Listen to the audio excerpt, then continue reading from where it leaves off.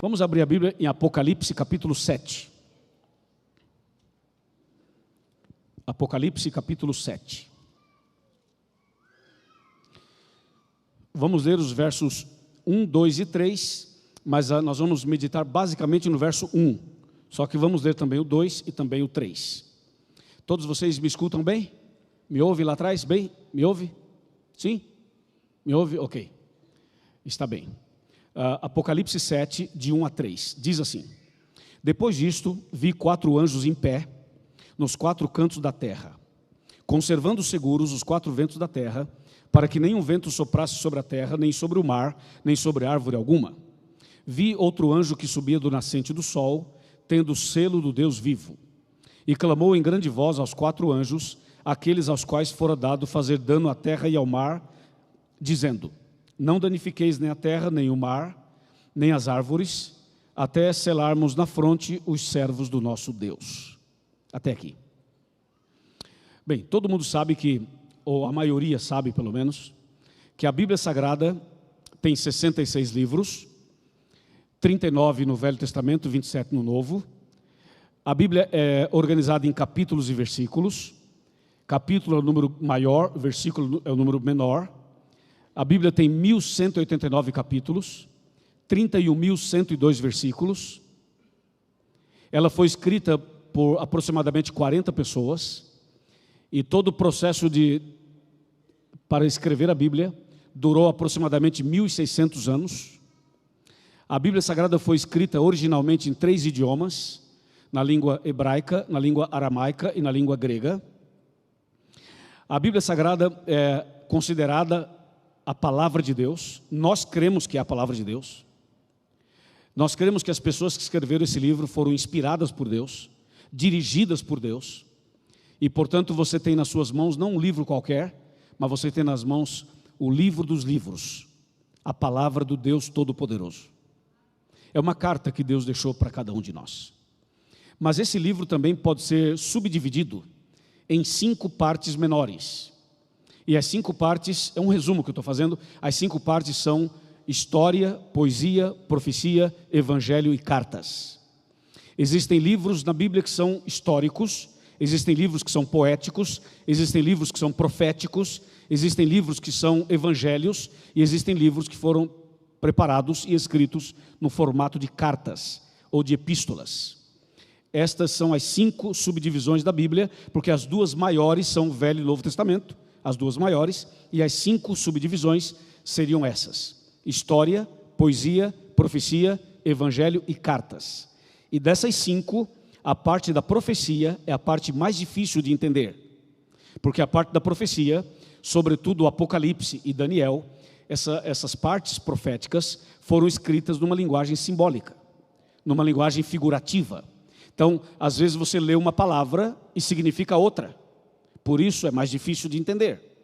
Mas a compreensão do texto, que não está claro na primeira leitura, você vai encontrar a explicação desse texto em outras partes da Bíblia.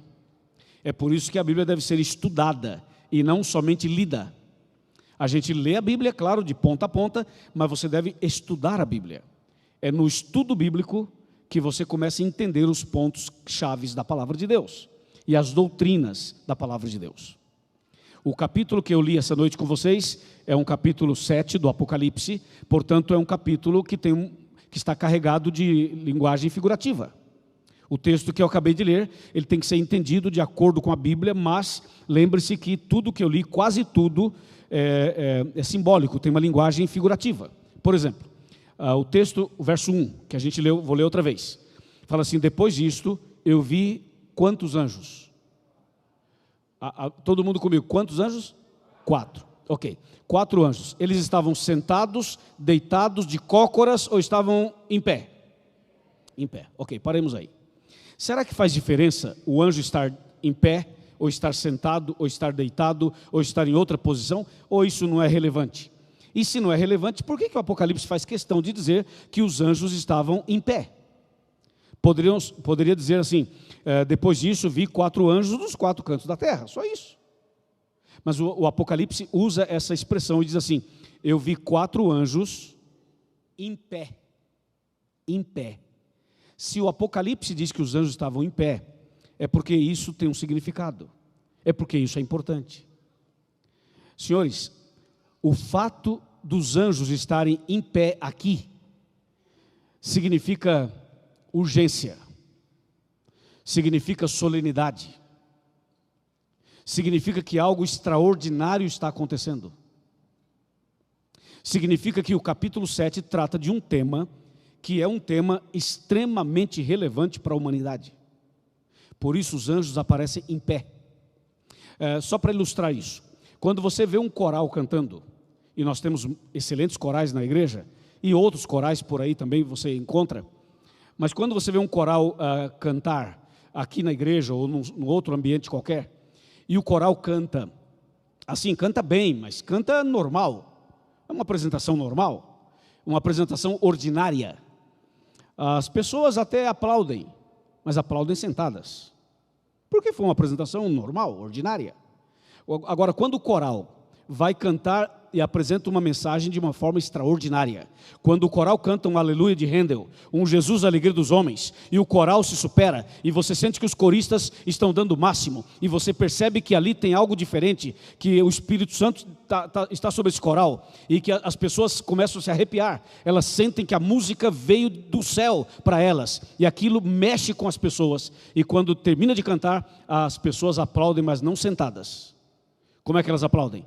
De pé. Em pé, porque a apresentação foi acima da média, foi extraordinária essa apresentação, e por isso a plateia normalmente aplaude de pé. Os anjos aqui não estão sentados, porque o assunto não é ordinário, o assunto não é comum. Os anjos estão em pé, porque o assunto é sério, o assunto é extraordinário, o assunto é urgente, o assunto é solene. Por isso os anjos aparecem em pé aqui. Portanto, essa noite, nós vamos entender aqui que nós, como cristãos, também não podemos ficar sentados. Não estou falando literal, estou falando do ponto de vista espiritual, do ponto de vista profético, do ponto de vista escatológico, do ponto de vista divino, celestial. O texto apresenta 4 anjos em pé. E eles estavam em pé, não apenas em Sorocaba, estavam em pé nos 4 cantos da terra. E aqui mais uma carga de linguagem simbólica. Uma vez eu estava falando isso aqui, e uma pessoa, antes que eu explicasse, a pessoa levantou a mão e falou assim: está vendo, pastor, é por isso que eu não creio na Bíblia, é por isso que eu não creio nesse negócio de igreja, vocês são estranhos, vocês são ultrapassados. Como é que você vai me mostrar um texto que fala que os anjos estão em pé nos 4 cantos da terra? Está vendo? A terra não é quadrada, a terra não é retangular, como é que tem 4 anjos nos 4 cantos da terra? Isso é um absurdo, e tal. Então a gente já sabe, quem já estuda a Bíblia há mais tempo já sabe, e quem está começando agora vai saber agora, ou também já sabe sobre isso. Os 4 cantos da terra são os 4 pontos cardeais da terra. Quando o profeta João recebe a visão, ele vê 4 anjos em pé nos 4 cantos da terra. Por quê? Porque o recado de Deus não é só para Sorocaba. O recado de Deus não é só para São Paulo, o recado de Deus não é só para o Brasil, o recado de Deus é para o Brasil, é para a América do Sul, é para a América Latina, é para a América do Norte, é para os 5, 6, para os continentes todos. O recado de Deus é para os cristãos, é para os muçulmanos, é para os hindus, é para os shintoístas, é para os espíritas, é para os ateus, é para os agnósticos, é para os modernos, para os pós-modernos, é para os homens, para as mulheres, para os homossexuais, para quem crê, para quem não crê, para quem tem fé, para quem não tem fé. O recado é o seguinte: Deus tem pressa. E a mensagem é global. Não é uma mensagem local, é global. Por isso que os anjos aparecem em pé nos 4 cantos da terra. Então vai entendendo aí tudo que tem nesse verso. Os anjos em pé, posição de urgência, de reverência, nos 4 cantos da terra. Deus tem planos para todos os países da terra, para todas as pessoas desse planeta. Os planos de Deus não são apenas para nós. Os planos de Deus são para toda a humanidade. Amém, irmãos? Amém. Deus seja louvado. E o texto continua. Os anjos estão em pé nos 4 cantos da terra e eles estavam fazendo uma coisa. O verso 1 diz que eles estavam segurando os ventos. É uma outra expressão totalmente apocalíptica, totalmente figurativa. Como é que alguém segura os ventos? Então, literalmente, não se pode entender esse texto, porque não dá para segurar os ventos. Então, não é literal isso, é simbólico. Então, os anjos estão em pé, nos 4 cantos da terra, e eles estão segurando os ventos.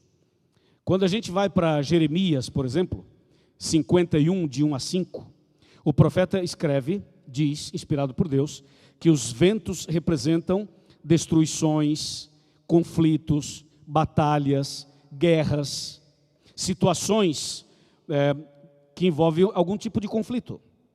Então, quando diz a Bíblia que os anjos estão segurando os ventos, essa é uma frase, gente, tão importante, mas tão importante, que eu queria que os internautas prestassem mais atenção ainda. Eu queria que as crianças, os jovens, os adolescentes, os adultos, os convidados, por favor, presta bem atenção nisso aqui. Os anjos estão em pé nos 4 cantos da terra, segurando os ventos. Segurar os ventos é um ato de misericórdia. Segurar os ventos é um ato de controle. Segurar os ventos é um ato de graça. Segurar os ventos é um ato de um Deus bondoso que quer dar mais chance, mais tempo para que mais pessoas se convertam. Então vamos analisar com calma numa sequência. Bom, os anjos estão segurando os ventos. O que Deus quer dizer com isso para nós aqui essa noite? Para cada um de nós aqui essa noite? Deus está dizendo, irmãos, que Ele está no controle. Estão me ouvindo aí? Deus está no controle. No controle de quê? De tudo. Deus está, quando fala que Deus está segurando os ventos, através dos anjos, né? Está segurando os ventos. Mostra que Deus está no volante, ok? Deus está no controle. É Deus que segura os ventos, tá? Então algumas pessoas por aí, mal informadas, ou quem sabe com uma visão um pouco extrema para um lado ou para o outro, algumas pessoas chegam a pensar e a dizer assim: eu acho que esse mundo está na mão de Satanás. Já ouviu alguém falar isso por aí? É porque é tanta droga, é tanta violência, é tanta pedofilia, é tanta corrupção, é tanto roubo, é tanto problema, tem problemas naturais, sobrenaturais, as famílias estão sendo destruídas, as pessoas são infiéis, a coisa está feia para um lado, está feia para o outro, esse mundo está de cabeça para baixo. Olha os Estados Unidos, olha o Brasil, olha o Oriente Médio, olha a Venezuela, olha Cuba, olha isso, olha aquilo. Então a pessoa olha para tantos problemas que tem nesse planeta e tem gente que fala assim: esse mundo está na mão de Satanás. Satanás está deitando e rolando aí, fazendo tudo o que ele quer. Ei, para aí, tá? Se alguém pensava assim, irmão, não vai pensar mais. Sabe por quê? Porque não é o diabo que está no controle desse mundo. Não é o diabo quem segura os ventos. Não é o diabo que administra esse planeta. O diabo tem força, eu sei que ele tem força, mas ele não está com essa bola toda não, de controlar esse planeta. Esse planeta, esse mundo, o universo inteiro, todas as coisas estão sob o controle do Deus Todo-Poderoso. O diabo não pode ter o controle desse mundo. Quando Jesus morreu na cruz, Jesus derrotou Satanás, recuperou o planeta, recuperou todas as coisas, o inimigo está vencido, está derrotado e Deus continua segurando os ventos. Diga amém. Apocalipse 7, Deus segura os ventos. E tem mais. Ele controla o universo, Ele controla o nosso planeta, Ele controla os destinos dos países.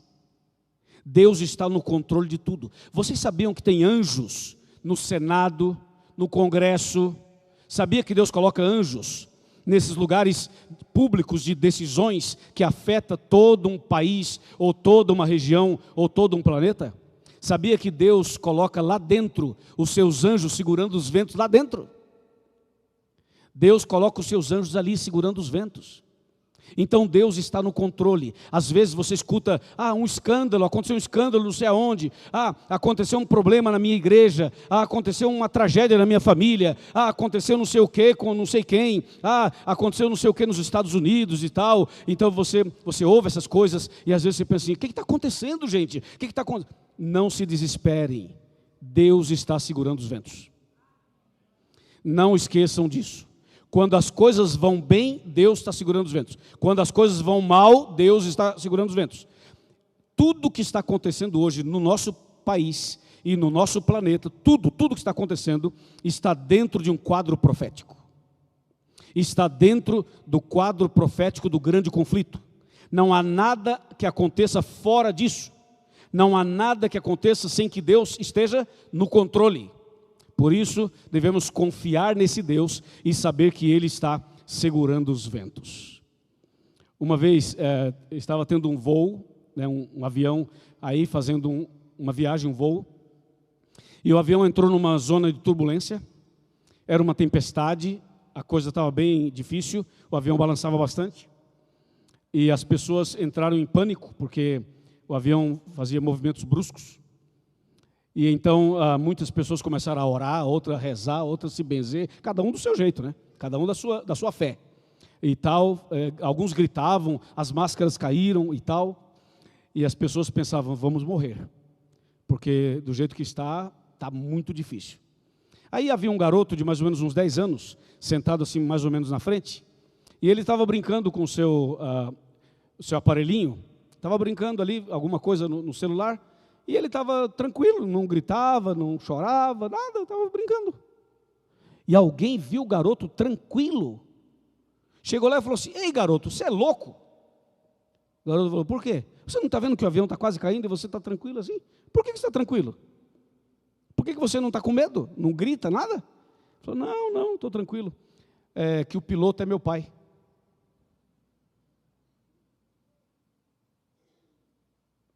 Que interessante, né? O garoto estava tranquilo porque o piloto era o pai dele. Ele falou assim, meu pai sabe o que está fazendo. Por favor, olhe para mim um minuto.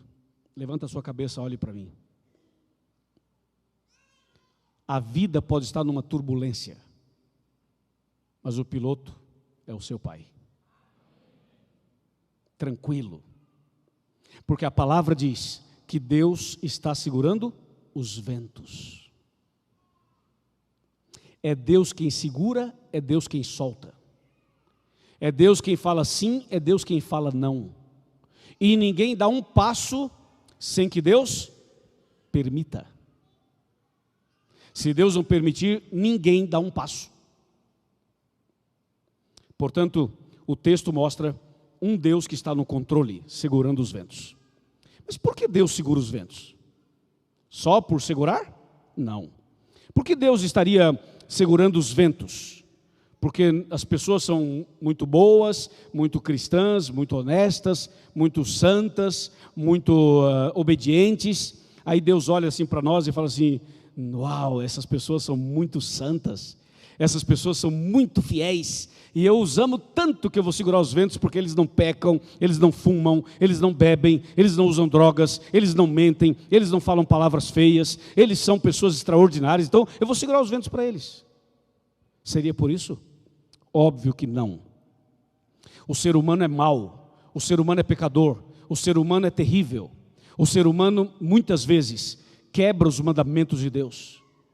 Então não é porque somos perfeitos ou bonzinhos que Deus segura os ventos, porque se fosse por isso Ele não seguraria, porque não há ninguém perfeito, não há ninguém que seja imune ao pecado e à natureza pecaminosa e aos atos pecaminosos. Então por que Deus segura os ventos? Deus segura os ventos com um propósito. Existe um propósito. Segurar os ventos significa Deus está dando mais uma chance para você. Deus está dando mais uma chance para mim. Deus está dizendo assim, eu vou segurar os ventos mais um pouquinho. Quem sabe o seu marido se converte. Quem sabe a sua esposa se converte. Quem sabe o seu filho, é ou não é? Quem sabe a sua filha. Quem sabe o seu vizinho, a sua vizinha. Quem sabe o seu pai ou a sua mãe. Quem sabe essa pessoa que você ora há anos por ela. Eu vou segurar os ventos mais um pouquinho, para que essa pessoa tenha mais um tempo para tomar sua decisão. Isso é um ato de misericórdia, é um ato de graça, é um Deus maravilhoso, que está ansioso para voltar. Você pensa que Jesus não queria ter voltado ontem?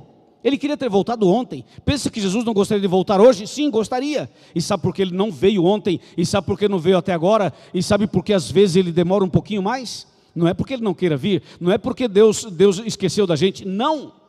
Ele não veio ainda, porque Ele diz assim, eu preciso salvar mais pessoas. eu preciso resgatar mais pessoas. E se Jesus tivesse vindo a semana passada, muitos estariam perdidos. Então ele não veio a semana passada para dar um tempo para você. E talvez tenha alguém aqui hoje que não era para estar aqui hoje. Você está aqui, mas não era para você estar aqui. Você não queria vir aqui hoje e você acabou vindo. Alguém te convidou, insistiu. Você falou assim: não dá, hoje não dá, está chovendo, é fim de ano, eu tenho que fazer um monte de coisa, eu tenho que viajar. E a pessoa falou assim: vamos.